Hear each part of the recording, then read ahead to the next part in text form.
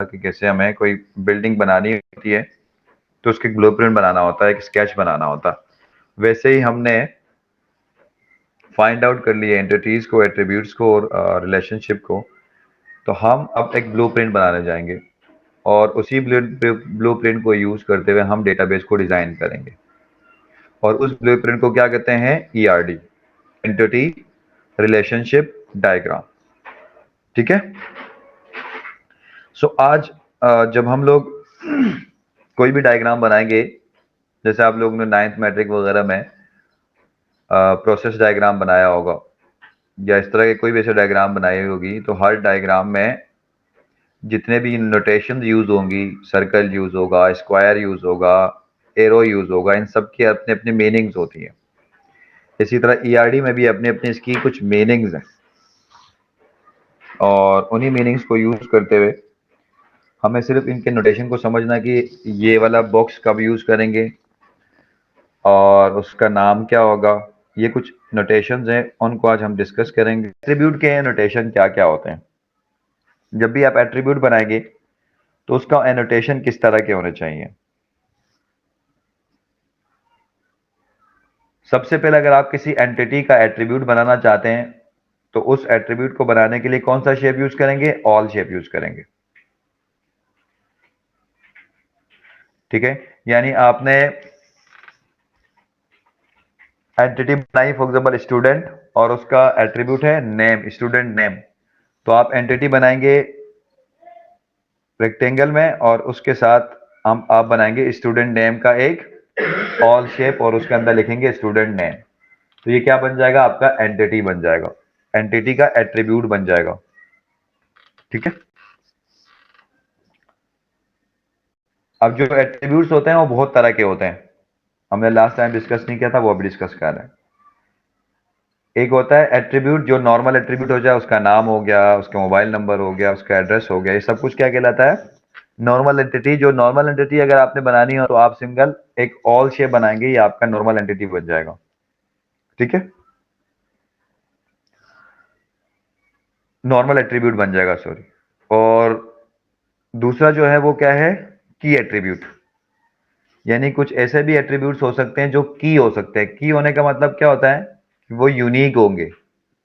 For example अगर student की case में देखें, आप लोगों के केस में, तो आप लोग का रजिस्ट्रेशन नंबर होता है, वो क्या होता है? सबका यूनिक होता है। तो जिस एंटिटी का कोई कॉलम जो यूनिक हो और उसको हम की बनाएं तो हम उसको कहते हैं ये की एट्रीब्यूट है हमारे पास। तो उस की एट्रीब्यूट को अगर आपने ईआरडी में एनोटेट करवाना हो तो आप क्या बनाएंगे? ऑल शेप बनाएंगे, एट्रीब्यूट का नाम लिखेंगे और उसको अंडरलाइन करेंगे। जब अंडरलाइन करेंगे तो हमें आइडिया होगा कि ये हमारे पास की एट्रीब्यूट है। अंडरलाइन नहीं करेंगे तो सिंगल नॉर्मल एट्रीब्यूट होगा, और अंडरलाइन करेंगे तो क्या होगा?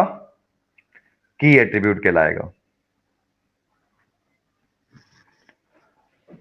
और एक और एट्रीब्यूट होता है जिसको हम कहते हैं मल्टी वैल्यूड एट्रीब्यूट। इसको हम लोग डबल ऑल शेप में एनोटेट करते हैं, जिससे आइडिया होता है कि हमारे पास मल्टी वैल्यूड है।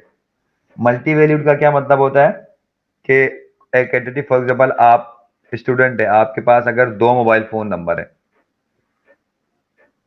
फॉर एग्जांपल एक मोबाइल फोन नंबर होगा तो आप एट्रीब्यूट बनाएंगे कि भाई ये सिंगल नंबर है ये। लेकिन कुछ ऐसे एट्रीब्यूट्स होते हैं जो डबल हो सकते हैं, जैसे कि मैंने मोबाइल नंबर का बता दिया, ईमेल एड्रेस दो हो सकते हैं, आपके आपके नॉर्मल एड्रेसेस दो हो सकते हैं। तो ऐसे कोई एट्रीब्यूट जो मल्टी वैल्यूड हो सकता है, दो वैल्यूज उसके हो सकते हैं, यानी एक से ज्यादा उसके वैल्यूज हो सकते हैं, तो उस एट्रीब्यूट को हम क्या करते हैं?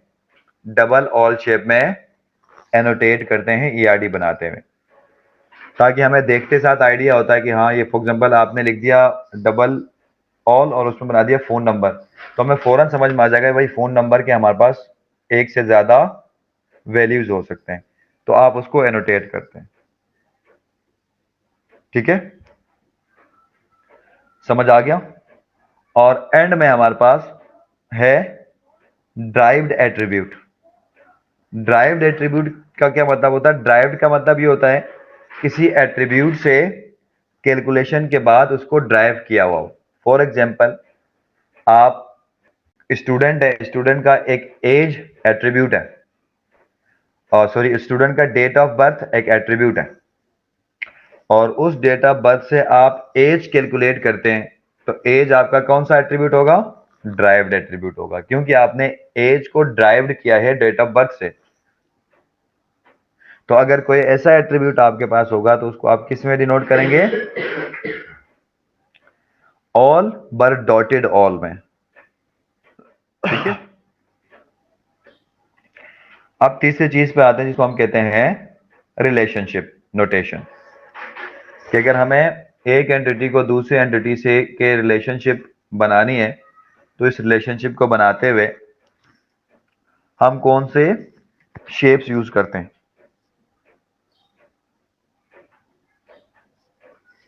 ठीक है।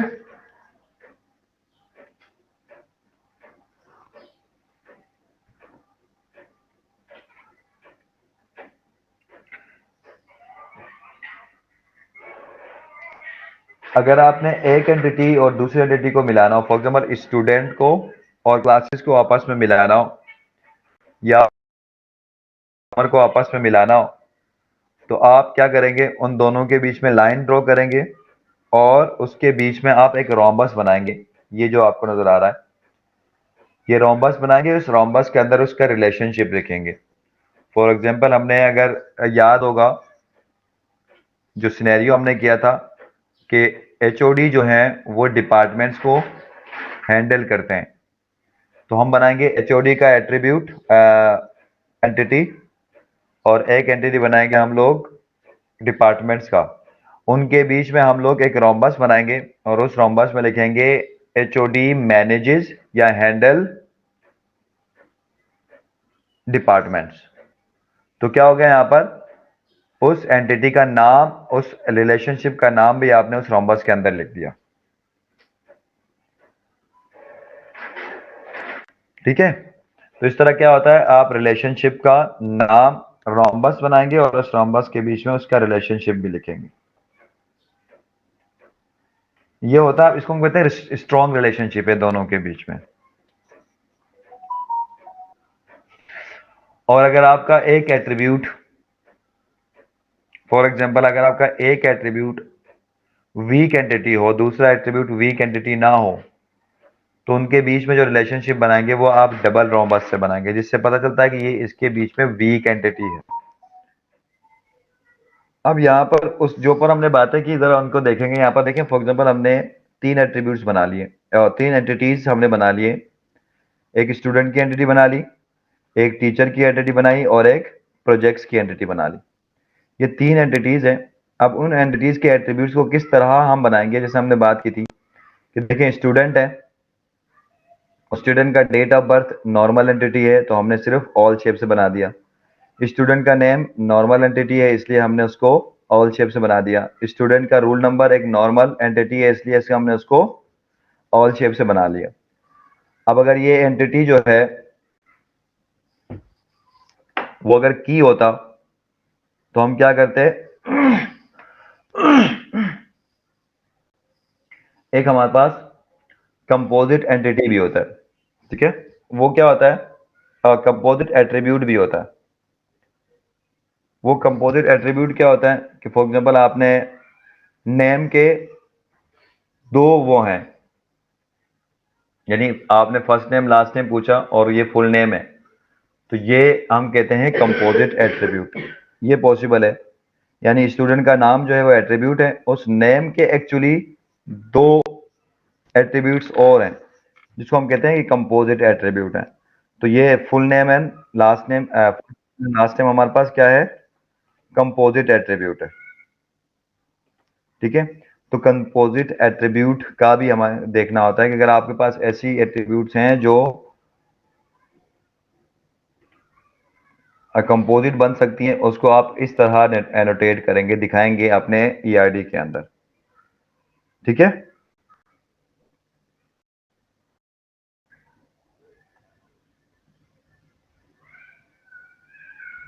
उसके बाद ये मल्टी वैल्यूड एट्रीब्यूट हमने अभी एग्जांपल में बताया था कि अगर हमारे पास कोई मल्टी वैल्यूड एट्रीब्यूट है, जिसका हमने एग्जांपल लिया था फोन नंबर का, तो जैसे हमने देखा यहाँ पर फोन नंबर एक एट्रीब्यूट है पर मल्टी वैल्यूड एट्रीब्यूट है, इसलिए हमने क्या कर दिया, इसको डबल ऑल शेप में रख दिया। इससे ये आइडिया होगा आपको कि हमने ये एक मल्टी वैल्यूड एट्रीब्यूट है हमारे पास।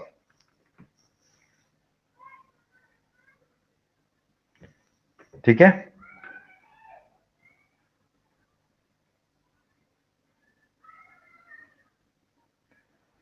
और ड्राइव एट्रीब्यूट ये यहां पर है। ठीक है,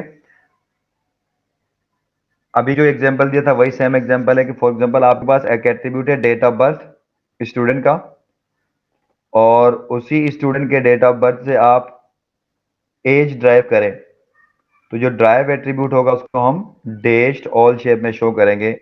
तो ये अब आइडिया होगा जब हम डिजाइन करेंगे डेटाबेस को, तो इसको देखते साथ हमें पता चल जाएगा कि ये हमारे पास क्या है, ड्राइव्ड एट्रीब्यूट है। ये कहां से ड्राइव होता है उसकी अलग, वो तो छोड़ दें, वो आप खुद देखेंगे जब आप बनाएंगे, लेकिन सिर्फ हमें पता हो ब्लूप्रिंट के अंदर कि ये हमारे पास ड्राइव्ड एट्रीब्यूट है, ये कहीं ना कहीं से ड्राइव होगा।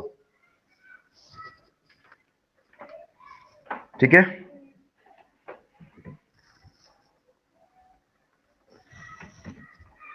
इसको हम कहते हैं ड्राइव्ड एट्रीब्यूट। उसके बाद हम आते हैं रिलेशनशिप के ऊपर। हमने रिलेशनशिप में बता दिया कि हमारे पास रिलेशनशिप क्या होता है कि दो एंटिटीज है उसके बीच में रिलेशनशिप बनानी हो, अगर वो स्ट्रॉन्ग रिलेशनशिप है तो आप एक हम रोम्बस बनाते हैं, उसके बीच में उस रिलेशनशिप का नाम लिखते हैं। और हमारे पास जब भी रिलेशनशिप्स बनाते हैं तो हमारे पास तीन तरह के रिलेशनशिप, चार तरह के रिलेशनशिप्स होते हैं, उसको हम कभी कभी कहते हैं कार्डिनलिटीज। क्या है उसके कार्डिनलिटीज का मतलब वन टू वन है, वन टू मैनी है, मैनी टू वन है, या मैनी टू मैनी है, इसको हम कार्डिनलिटी कहते हैं। तो अगर आपके पास दो एट्रीब्यूट्स हैं, दो एंटिटीज हैं, उनके बीच में रिलेशनशिप है और वो वन टू वन है, तो देखें यहाँ पर एक एंटिटी की तरफ भी वन लिख दिया, दूसरे एंटिटी की तरफ भी वन लिख दिया, इसका मतलब क्या होगा, ये वन टू वन का रिलेशनशिप है। अगर वन टू मैनी का होगा तो देखें एक तरफ हम लिखेंगे वन, दूसरी तरफ एन, जिस तरफ एन लिखेंगे उसको हम कहते हैं यहां पर मैनी का रिलेशनशिप है। ठीक है, ये वन टू मैनी का रिलेशनशिप है और बीच में रिलेशनशिप का नाम आएगा। और मैनी टू वन का है तो जिस तरफ एन होगा वो मैनी होगा, जिस तरफ वन होगा वो वन होगा, तो ये मैनी टू वन का रिलेशनशिप बनेगा। और एंड में मैनी टू मैनी का रिलेशनशिप। अगर आपके पास मैनी टू मैनी का रिलेशनशिप है